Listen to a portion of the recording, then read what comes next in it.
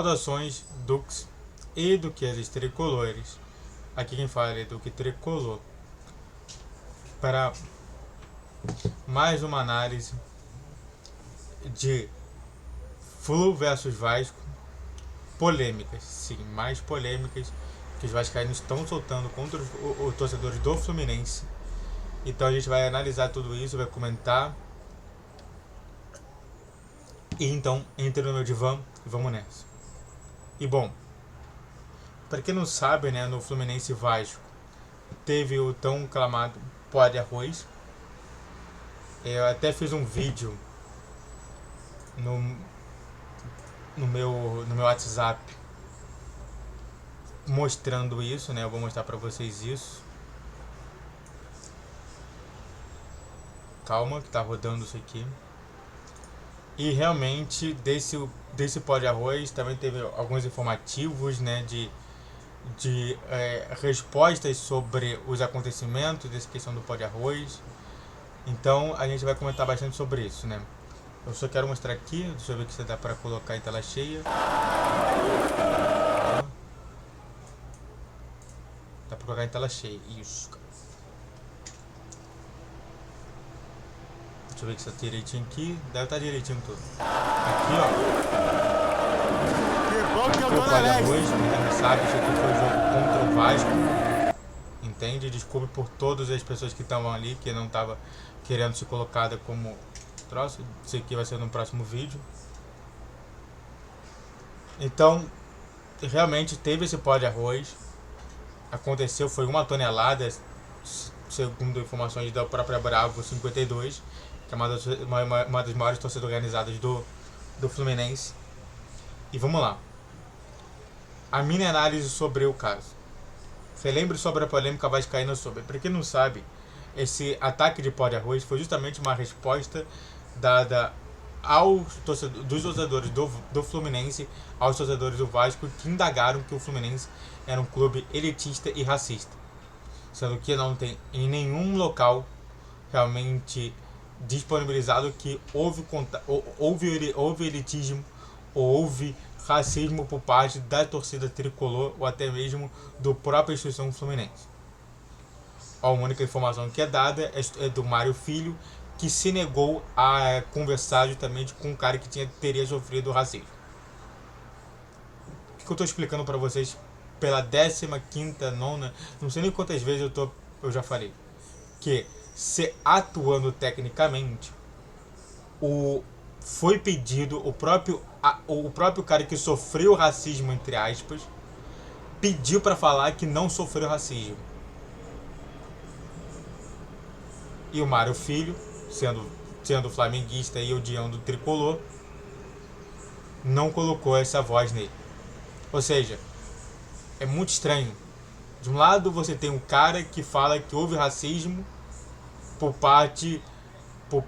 contrário ao Carlos Alberto. Do outro tem o Carlos Alberto falando que não houve racismo.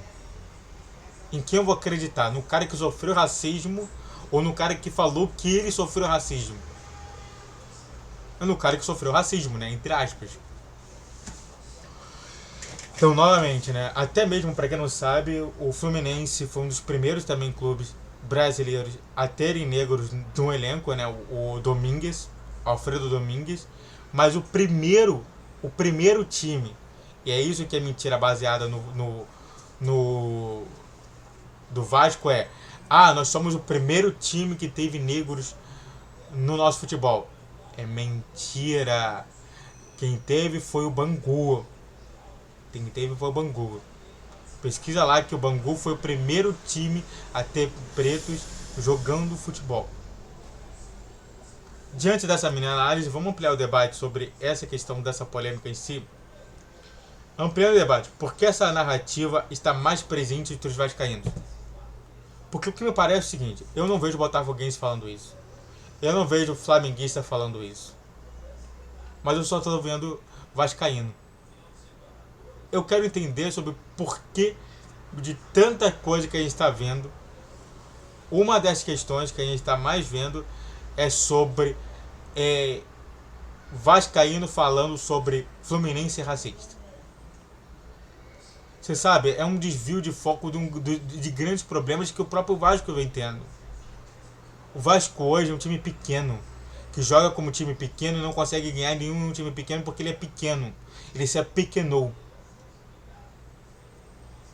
Só para você ter uma ideia, o próprio Botafogo, mesmo tendo um investimento menor do que o do Vasco, porque a Sete está injetando dinheiro após dinheiro e o Texel está dando uma caminhada tranquila, está conseguindo fazer muito mais do que o Vasco. Aliás, o Botafogo está em duas competições: a Copa do Brasil e o Brasileiro. O Vasco só está em uma. Ou seja, olha só como que se apequenou o Vasco. Eu falo o seguinte, né? Resolva o seu problema em casa para depois resolver os problemas dos outros.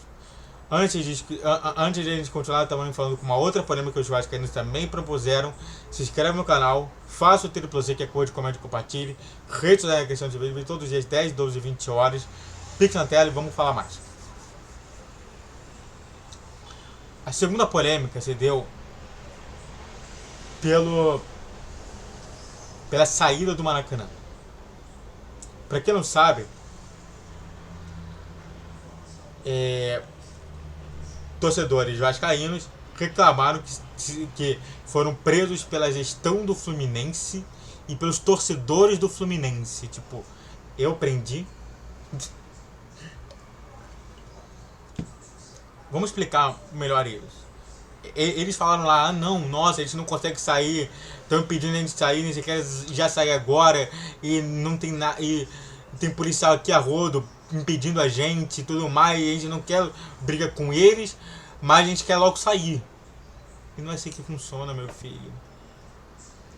Vamos fazer uma mini análise sobre isso, que é muito simples, cara. Vamos fazer uma atuação técnica sobre isso. O que é uma atuação técnica? Na psicologia é você informar para aquelas pessoas. Vou te informar uma coisa. No telão aparece uma informação da seguinte maneira: mais ou menos aos 30 minutos do jogo. Os torcedores do time adversário poderão sair sem nenhum problema até os 40 minutos do segundo tempo. Ou seja, de 40 minutos antes, 39, 38, por aí vai, você pode sair sem ter problema. Depois de 40 minutos de jogo, a torcida visitante terá que ficar no Maracanã até a saída de todos os torcedores do Fluminense. Isso é para meio de defesa e segurança de ambas as torcidas, para até mesmo controle e planejamento de tráfego. Ou seja, quem não saiu antes vai ter que ficar pelo menos uns 40, 50 minutos lá. Mas parece que eles não sabem disso. Eles ficaram tanto tempo na Série B que eles se esqueceram que é assim que funciona o Maracanã.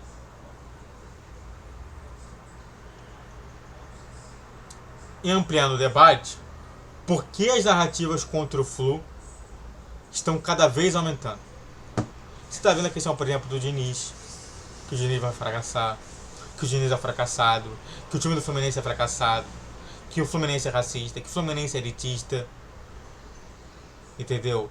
Que o Fluminense, livro escolar tá isso, ou seja, cada vez mais está aumentando. Sabe? No mundo que está querendo se debater o combate às fake news, o Fluminense é o principal alvo delas. Eu não apoio ao combate, eu não compactuo justamente com a censura. Mas é muito estranho, né? Quer dizer, imagina se agora o PL 2630 aparece e fala o seguinte, ó, quem cometer crime de fake news vai preso. Eu vou falar pra você aqui, não teria flamenguista, não teria vascaíno, não teria botafoguense podendo torcer pro seu time. Só o torcedor do Fluminense. Se lembra, né, do Flamengo cometendo também o próprio inscrito também como jornalista e colunista do Flamengo falando do Fluminense, desse racismo, desse problema todo de elitismo. Se lembra? Eles recuaram. Eu vi muita gente recuando. Mas os vascaínos não. E aí, Mário, o que você vai fazer? Muito obrigado a todos que assistiram, eu fico por aqui. Se inscreva no canal, faça o trilho pra você, que é coisa, comenta e compartilhe. Redes sociais na descrição de vídeo, vem todos os dias 10, 12 e 20 horas. Clique na tela aí, Salzões Tricolor.